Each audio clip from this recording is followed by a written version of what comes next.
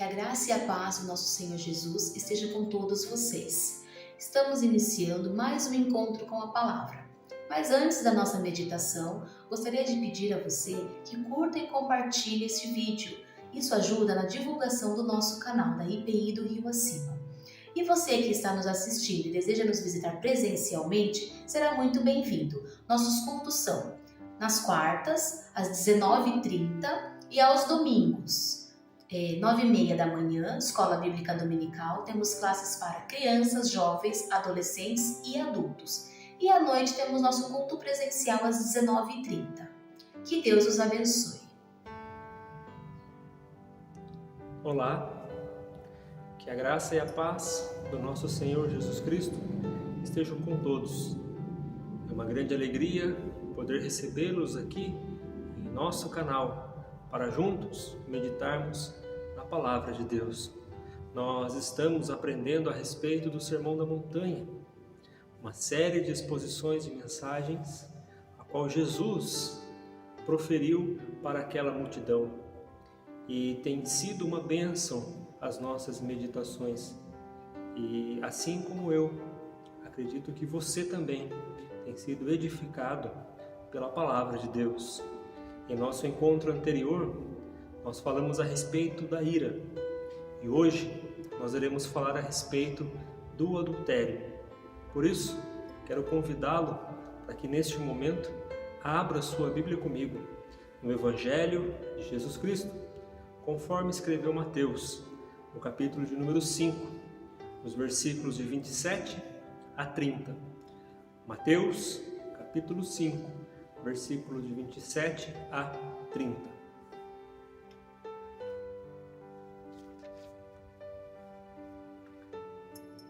Acompanhem comigo a leitura da Palavra de Deus. Vocês ouviram o que foi dito: não cometa adultério. Eu, porém, lhes digo: todo o que olhar para uma mulher com intenção impura já cometeu adultério com ela no seu coração. Se o seu olho direito leva você a tropeçar, arranque-o, jogue-o fora, pois é preferível você perder uma parte do seu corpo do que ter o corpo inteiro lançado no inferno. E, se a sua mão direita leva você a tropeçar, corte-a e jogue-a fora, pois é preferível você perder uma parte do seu corpo do que o corpo inteiro ir para o inferno. Amém. Jesus começou o Sermão da Montanha dizendo a respeito das bem-aventuranças. Depois Jesus começou a ensinar a respeito da vida de todo discípulo de Cristo. Temos que ser sal e luz nesta terra. E Jesus também viu a necessidade de explicar para as pessoas que estavam ali ouvindo o seu sermão a respeito da lei.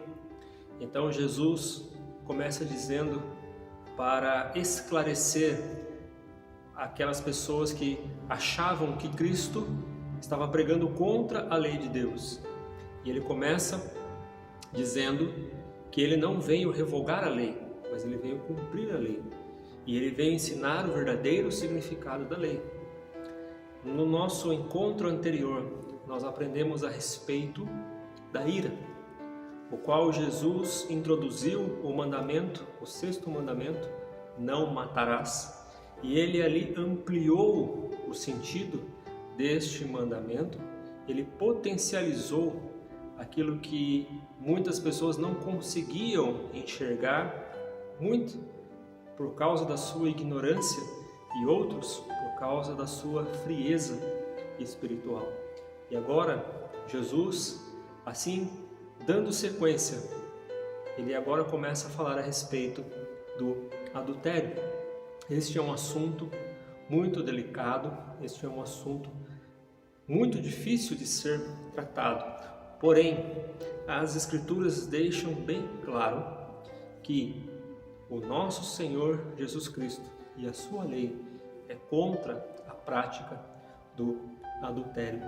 Mas aqui nós podemos entender que Jesus, assim como ele potencializou a questão da ira e deu um sentido mais amplo para aquele mandamento, aqui, para o 7º mandamento, não adulterarás, Jesus também dá um sentido mais amplo e simplifica o nosso entendimento.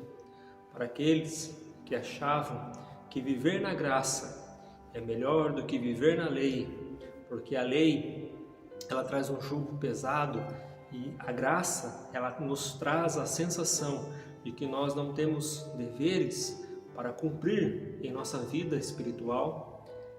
Esses versículos, esses sermões a qual Jesus pregou para esta multidão, nos trazem com clareza de que a graça de Deus exige também de todo cristão uma responsabilidade em manter a sua santidade diante do Senhor.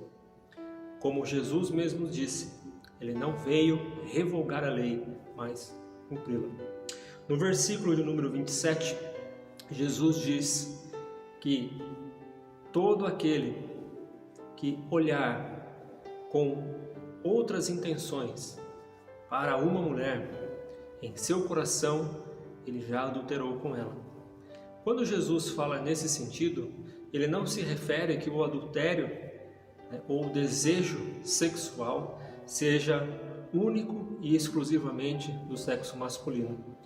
Mas, segundo alguns teólogos, a maioria que estavam ali com Jesus neste momento, acompanhando o seu sermão, eram homens. Por isso Jesus se dirigiu a eles, mas ele não isentou as mulheres também. Então, podemos dizer que este versículo, Jesus está se referindo ao ser humano.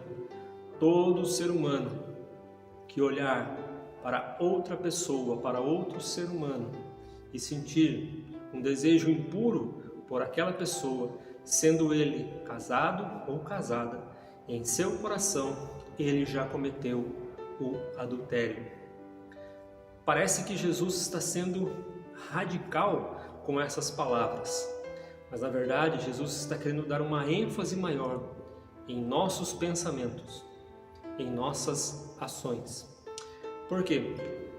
Segundo o costume da época dos judeus, o adultério ele só era concretizado no ato das relações sexuais.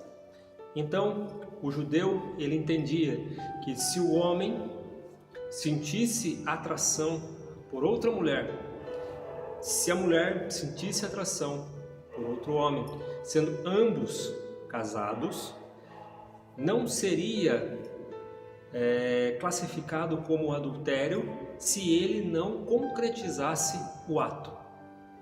Então notem que Jesus ele traz um sentido mais amplo e Jesus diz que o pecado ele não mora em nossas ações, ele mora dentro do nosso coração. As nossas ações pecaminosas é fruto do pecado que já foi gerado dentro do nosso coração. Vamos observar a vida do rei Davi. Diz o texto que Davi estava no palácio, onde todos estavam em guerra, mas Davi estava em seu palácio. E Davi, na varanda de seu palácio, olha para fora e contempla uma mulher tomando banho. E aos olhos de Davi, aquela mulher era formosa. Então, ele manda chamar aquela mulher e ele a toma para si. Mas aquela mulher era casada. E Davi ali comete um adultério. Mas Davi, para se livrar da acusação de adultério, manda aquela mulher embora. Porém, da relação que Davi teve com ela, ela engravidou. Como que Davi iria encobrir agora esta grande vergonha? Porque todos saberiam que aquela mulher estava grávida de outro homem, porque o seu marido estava na guerra. Então Davi tem a brilhante ideia de chamar o seu marido para casa, fazê-lo voltar para casa e ele ficar com sua esposa. Então, logo, ele ficando com sua esposa, ela grávida dele, todos pensariam que a gravidez é fruto do seu casamento. Mas aquele homem, ele não se considerou digno de entrar em sua casa e ficar com sua esposa, sabendo que seus irmãos e seus companheiros e amigos estavam em batalha. Então ele se recusou a entrar. Davi não viu outra alternativa a não ser pedir para o general colocar este homem à frente da batalha. E a frente da batalha é a área mais vulnerável de toda a guerra, né? O primeiro combate, os primeiros combatentes é os que estão à frente e também são os primeiros a serem abatidos.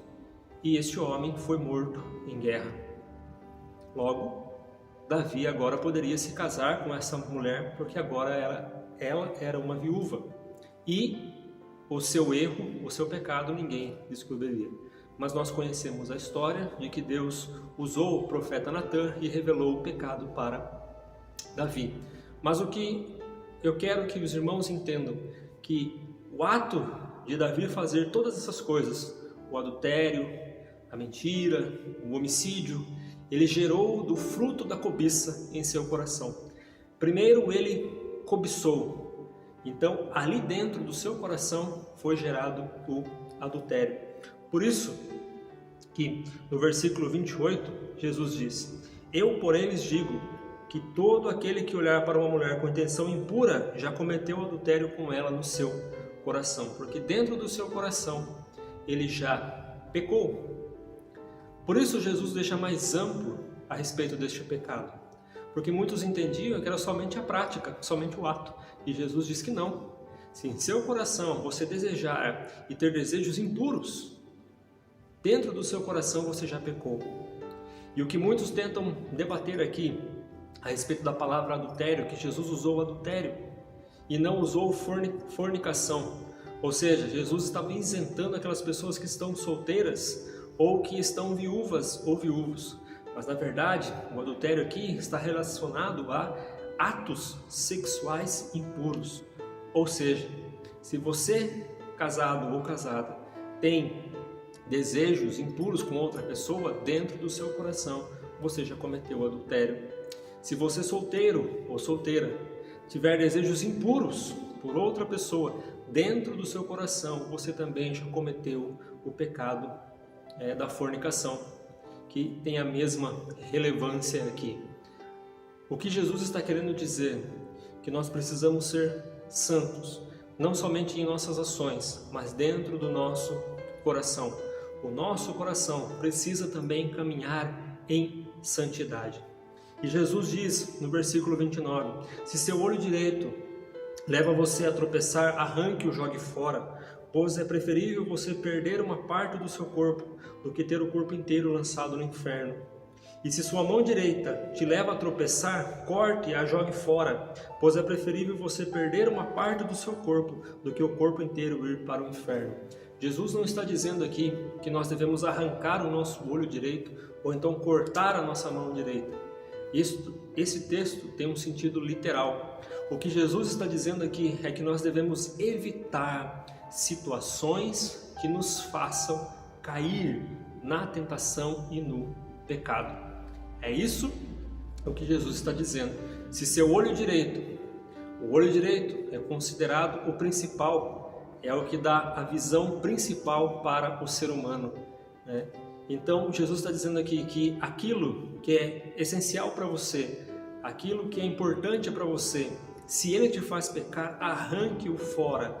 É melhor que você desconsidere essas coisas do que você perder tudo e ir para o inferno. Se a tua mão direita te faz pecar, então arranque-a fora. É melhor você desconsiderar essas coisas que você considera essencial e importante e se dedicar à sua santidade, para que você não venha fracassar e ser lançado no inferno. É isso que Jesus está dizendo aqui neste texto, que nós devemos colocar prioridades em nossa vida. O olho nós podemos aqui entender como tudo aquilo que nós enxergamos.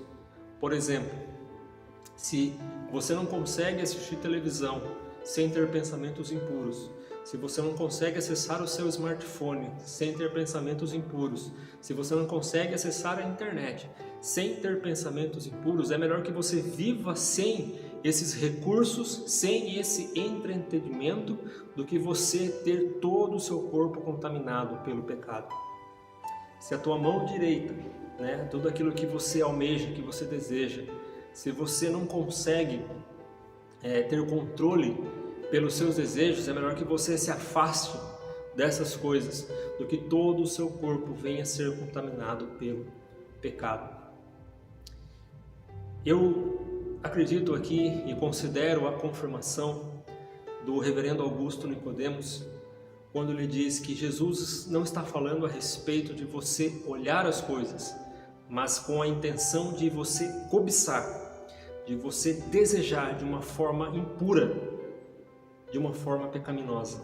Por exemplo, nós podemos estar andando no meio da rua, nós podemos estar em algum lugar e inevitavelmente alguém aparecer na nossa frente, e nós nos depararmos com uma pessoa sem roupa, com uma pessoa nua, por exemplo. O que Augusto Nicodemos ele coloca aqui, que a primeira olhada ela é muito difícil de ser evitada. Porque se a pessoa aparece na sua frente, se algo aparece na sua frente, se uma imagem aparece na sua frente, de um filme, de uma série, na própria internet, navegando ali, a primeira olhada, ela é, de certa forma, inevitável. Você está concentrado ali, então você vai olhar aquela imagem. Mas a segunda olhada, ela é opcional. Você escolhe permanecer olhando, você escolhe querer olhar outra vez. E Jesus deixa bem claro que aqueles que praticam tais coisas, eles não herdarão o reino dos céus. Eles não terão a salvação em Cristo. Por isso, nós precisamos manter a santidade. Por isso, nós precisamos manter a retidão diante do Senhor e reconhecer o quão pecadores nós somos e o quanto nós necessitamos da graça de Deus, do perdão de Deus e da sua misericórdia. Nós precisamos olhar para as nossas vidas. Este mandamento é um mandamento pessoal. Nós não podemos limitar. Por exemplo, se eu tenho dificuldade de estar, por exemplo, na praia com as demais pessoas ali, e eu tenho dificuldades, eu não posso proibir as pessoas de ir à praia. Eu não posso dizer que a praia é um lugar de pecado. Eu não posso dizer que quem vai à praia não é um cristão. É um mandamento pessoal. Se eu não consigo, eu não vou, eu não faço. Eu tenho que conhecer as minhas limitações e assumi-las. As minhas fraquezas precisam ser reconhecidas para que Deus me fortaleça. Que Deus nos ajude a mantermos firmes no caminho do Senhor, sempre em santidade. Que a graça e a misericórdia de Deus nos alcance todos os dias e que Ele nos revele se há em nós algum caminho mau, para que possamos nos arrepender. Que Deus os abençoe. Eu desejo a todos um ótimo final de semana e até o próximo encontro com a palavra, se assim o Senhor nos permitir. Um forte abraço a todos e até lá.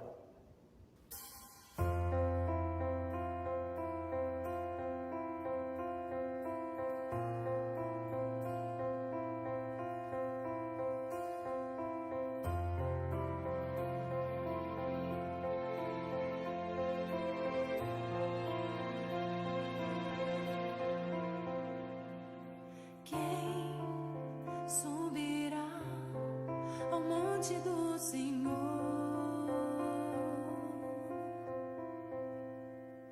Quem estará no seu santo lugar?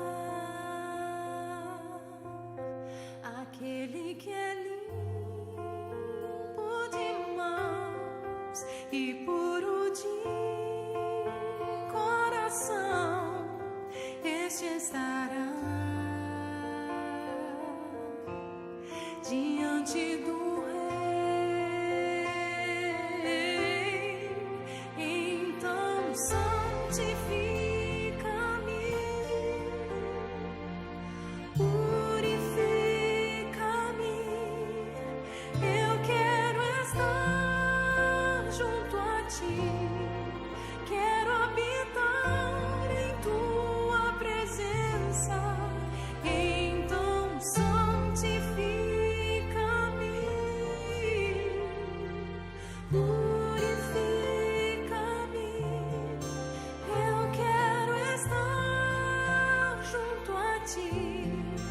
Quero habitar em tua presença, doce presença.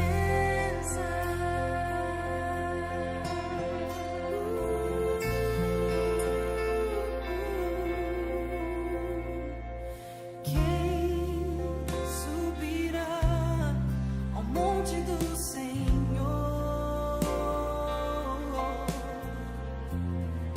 Quem estará no seu santo lugar? Eu quero estar, Senhor. Aquele que é limpo de mãos e puro de coração, este estará diante do Rei. Por isso, Senhor, então santifica-me, purifica-me. Eu quero estar junto a ti, quero habitar em tua presença. Então santifica-me,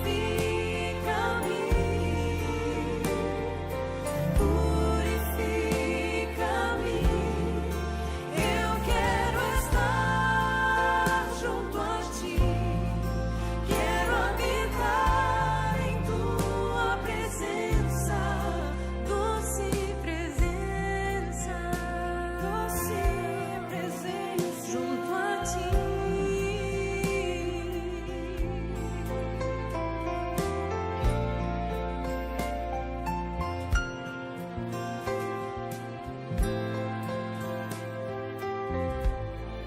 Escreva, Senhor, em meu coração santidade ao Senhor.